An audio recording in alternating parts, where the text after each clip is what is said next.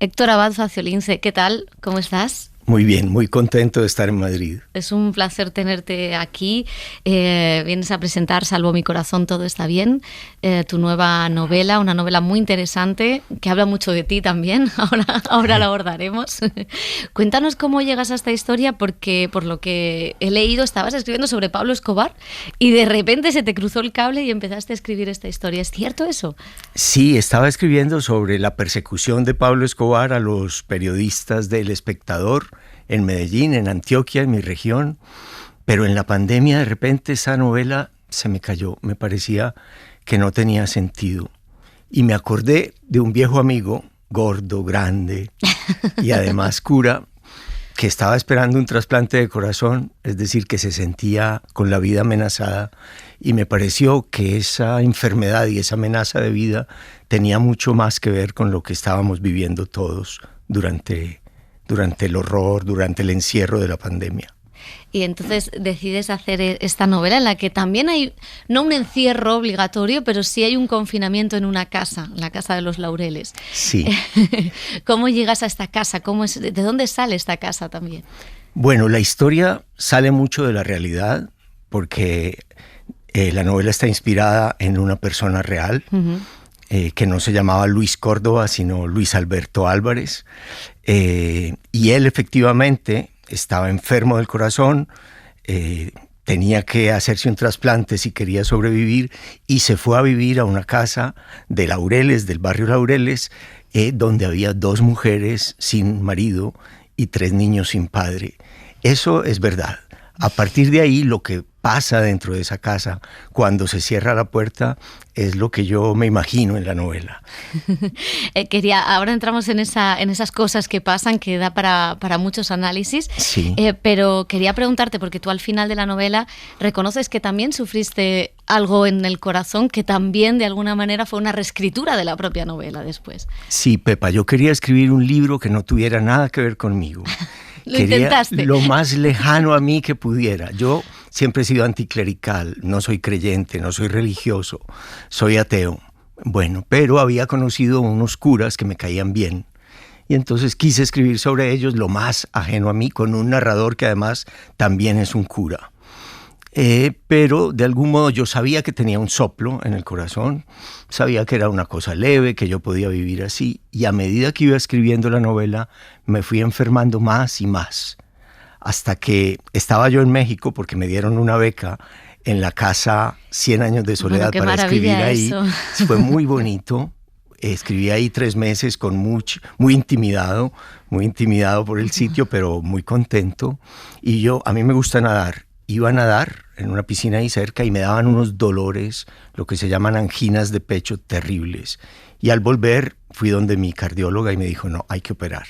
Entonces, sin terminar la novela del corazón, me operaron de corazón abierto y fue muy duro. Yo dejé un primer borrador, les pedí un mes a los cardiólogos para terminar esta novela, por si las moscas, por si algo.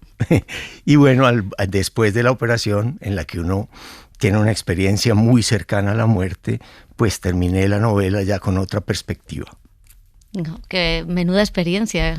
Sí, ¿Y ahora cómo te sientes?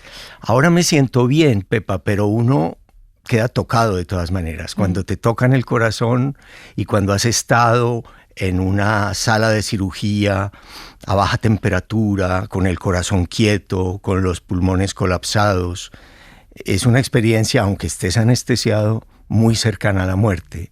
Entonces todos estamos seguros de que nos vamos a morir, pero cuando te has muerto, por lo menos aparentemente, unas 6 horas, sabes que eso es mucho más seguro que para cualquier otro. Es muy raro, es muy raro. Yo estoy bien, ya he vuelto a nadar, ya no me duele el pecho. Los cardiólogos me dicen que estoy muy bien, pero quedas tocado. Quedas tocado. Y además en el libro hay un juego de un narrador, otro cura, ¿no?, que está contando la historia, pero también hay casi detalle científico de cosas del corazón. Sí. A medida que yo escribía la novela y que me iba enfermando, leí muchos libros sobre el corazón, sobre la víscera, no sobre el corazón simbólico, que siempre cuando uno dice corazón todo se vuelve símbolo, sino sobre cómo funciona esta maquinita, esta mula que nos acompaña toda la vida y que no para y que es una mulita leal. Entonces sí, es una novela que tiene mucho de medicina, de cómo funciona, de cómo se nos estropea, cómo se daña, cómo falla, cómo funciona bien. Y yo quería entender muy bien cuál era la falla del protagonista, por qué le tenían que hacer un trasplante, cómo se hace un trasplante, cómo se declara hoy en día si alguien está muerto o vivo. Es muy curioso cómo cuentas la evolución de cómo pasa eso en Colombia, ¿no? Sí, porque antes uno se moría cuando se le paraba el corazón y dejaba de respirar, pero para poder hacer trasplantes de corazón o de pulmones, tienes que sacar el corazón palpitante y entonces parece que estuvieras vivo, pero aparece lo de la muerte cerebral y lo puedes hacer, pero muchos países llegan tarde, el Japón llega tardísimo y por eso llegaron a los trasplantes de corazón mucho después que muchos países civilizados. Y hay mucho de medicina, pero hay mucho de ganas de vivir. Es muy bonito en el libro las ganas de vivir de los personajes y además vienen aderezadas con cosas que creo que también son muy tuyas, como el gusto por el cine, por el neorrealismo italiano, por Italia, sí, con ese personaje de Teresa, ¿no? Sí. También por la ópera, por la música. Sí. ¿Por qué era importante que estuviera esto? Bueno, a mí me gustan las personas vitales, a mí me encanta vivir, me encanta la vida. Entonces es una novela de la amistad, del compartir, de la comida. El cura en el que me inspiré, con él compartía sobre todo grandes comilonas y él era una persona muy vital. Para él el único pecado que existe es no aceptar la vida como un regalo. Entonces sí, para mí las personas buenas, las personas animadas, las personas a las que les gusta vivir y a las que les gusta la cultura, pues son las que a mí también me simpatizan más. Y yo pude escribir esta novela también gracias a la amistad, a los amigos de la persona original en la que me inspiré, que me contaron cantidades de historias que luego yo trasplanté, por decirlo así, a la novela. Y hay también, ya en ese momento en el que el personaje entra en la casa, vive con una familia, hay varias reflexiones. Una es sobre la familia, sobre qué significa ser padre, Sí. o el deseo de ser padre en gente que a priori sería otro tipo de padre, ¿no? Como es este cura. También sobre el matrimonio, hay una frase que me gusta mucho, de todo el mundo quiere entrar en el matrimonio y todo el mundo quiere salir a la vez. Sí. Háblanos de estas reflexiones. Bueno, pues este señor que ha pasado 35 años de su vida, desde los 16, en seminarios, en monasterios, en escuelas de teología, en residencias de sacerdotes, de repente, por buscar una casa sin escaleras, llega a una casa donde hay 2 mujeres jóvenes, encantadoras, 3 niños, y él se da cuenta de que ha renunciado a la paternidad y ha renunciado al menor contacto físico, a que alguien de vez en cuando lo toque, le roce una mano o el codo o el rostro, lo que sea. Y para él es una experiencia muy bonita, pero muy fuerte. Se da cuenta de que la renuncia a la paternidad ha sido lo más doloroso para él, y eso es muy importante en Colombia, porque Colombia que hay una gran ausencia de padres. El 40% de las familias colombianas son mujeres solas criando hijos con padres que fecundaron y las abandonaron. Entonces me parecía bonito abordar también ese tema, porque para mí, pues cuando yo fui padre, para mí la paternidad ha sido una de las experiencias más fuertes de mi vida. Primero ser hijo de mi padre fue muy importante, pero ser padre de mi hija y de mi hijo es mi experiencia más profunda. Y hablas también de la fe y de la situación de la religión. Mencionas casos de pederastia, mencionas el voto de castidad, qué utilidad tiene. Hablas desde tu anticlericalismo, como decías antes, también de la situación de la religión hoy y de dónde puede ser útil y dónde no. Sí, yo creo que un novelista, Pepa, tiene que ser muy leal con sus personajes. Por ejemplo, Tolstoy odiaba el adulterio, pero en Ana Karenina él, es decir, la adúltera la entendemos perfectamente. Yo no quería que mis personajes, así a mí en principio no tenga muchas afinidades con los curas, no quería que fueran unos tontos o que no supieran defender su fe, su creencia e incluso su celibato. Pero todo eso está puesto en cuestión, es decir, ellos hablan, ellos lo defienden con los mejores argumentos que yo encuentro o que yo he sabido o que yo he leído, y el antagonismo pues se presenta de un modo sincero, franco. Este cura, para él la mayor demostración de la existencia de Dios es algo muy sencillo, es la belleza de la música, la belleza de las personas, de las películas, la bondad. Es más misteriosa la bondad que la maldad. Y a mí es uno de los pocos argumentos que me parecen buenos. Ya los de Santo Tomás y los argumentos así muy, muy racionales me parecen mucho menos interesantes. Y habla también de muchos tipos de amor. Sí. El amor a un amigo, el amor de un padre a sus hijos, Sí. El amor de un cura también, Sí. y el amor casi carnal, aunque haya ahí esa consumación lenta, ¿no? Sí, sí, todos esos amores están. El de la amistad, el de la paternidad, el de la maternidad, porque hay dos madres, el de amigos muy cercanos o menos cercanos, el qué permite la amistad, qué es lo que hace que la amistad sea más tranquila muchas veces que el amor, porque la frecuencia de la amistad uno la pone, no exige la convivencia, no tiene los enredos del sexo, que siempre es complejo, aunque sea maravilloso. Entonces, sí, de todos esos temas habla. Y no para resolverlos, sino para que los lectores pues dialoguen conmigo, dialoguen con el narrador, piensen, a medida que leen lo que sucede, piensen en sus propias vidas. Y hay también una cosa que yo creo que es que puede conectar con gente a priori pues ajena a Medellín o ajena a los curas o ajena al matrimonio, que es al final es la historia de alguien con una crisis existencial en un momento determinado, algo que nos puede pasar a cualquiera, ¿no? Claro, cuando te dicen usted está enfermo, si no le trasplantamos el corazón usted no va a vivir más, es muy fácil que tú te plantees la vida como una oportunidad que tuviste y la examines y te plantees una segunda oportunidad sobre la tierra como, bueno, voy a seguir viviendo de la misma manera o voy a encontrar lo que es fundamental, voy a vivir más de acuerdo con lo que toda esta enfermedad me ha hecho pensar. Y yo creo que eso tiene mucho que ver con lo que vivimos también en la pandemia, que uno llega a decidir qué es de verdad lo fundamental, qué tipo de relaciones quiero tener. Quiero dedicar toda mi vida, todo mi tiempo solo a conseguir, qué sé yo, dinero, éxito, o voy a replantearme muchas cosas. Y eso se lo plantea el cura de la historia y me lo he planteado yo también antes y después de mi operación de corazón abierto.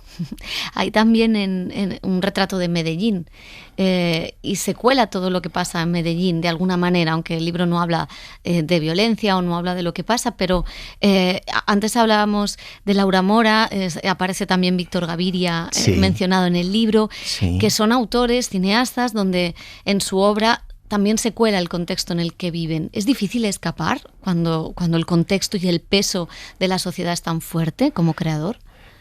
Sí, en la novela, digamos, los cineastas de hoy en Colombia conocieron todos a este gordo.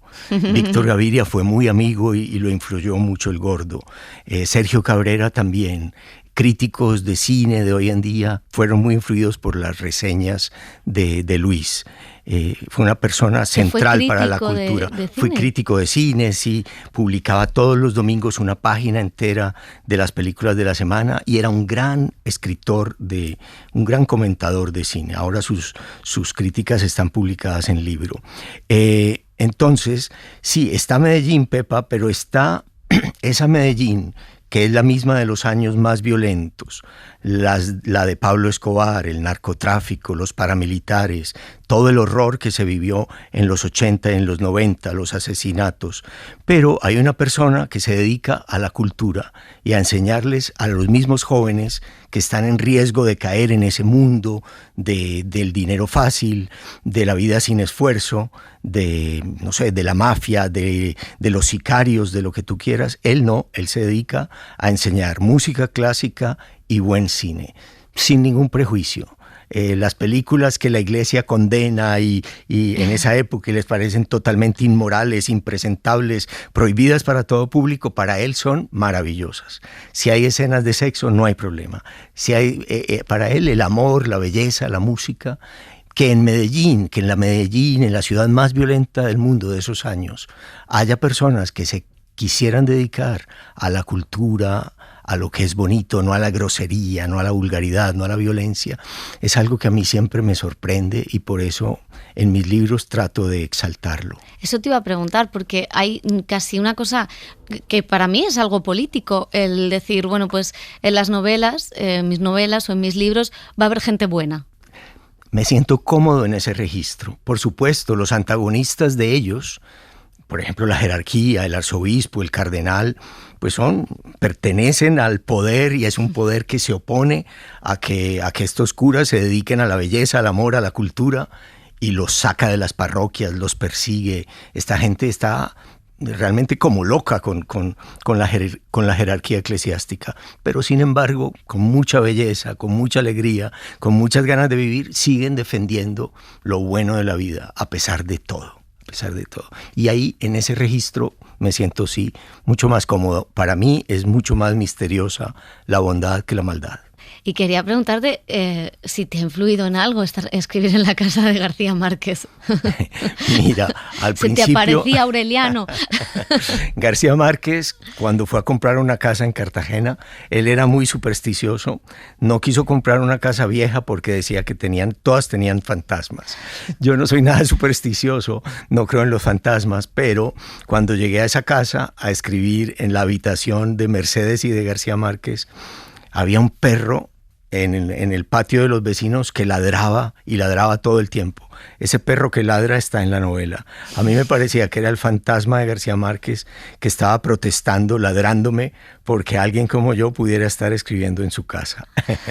Fue lo más cercano al fantasma que me pude encontrar. Y ahora, Héctor, queda lo más difícil, la promoción. Pero pareces disfrutar también con la promoción. Estoy muy contento. Para mí, escribir una novela no es fácil. Yo en los últimos años he abortado por lo menos 3 novelas. La que dijimos al principio sobre El Espectador y Pablo Escobar, una que se llama Tal vez el Centro, que no me gustó, que no les gustó a mis editores, y otra que se llama Antepasados Futuros.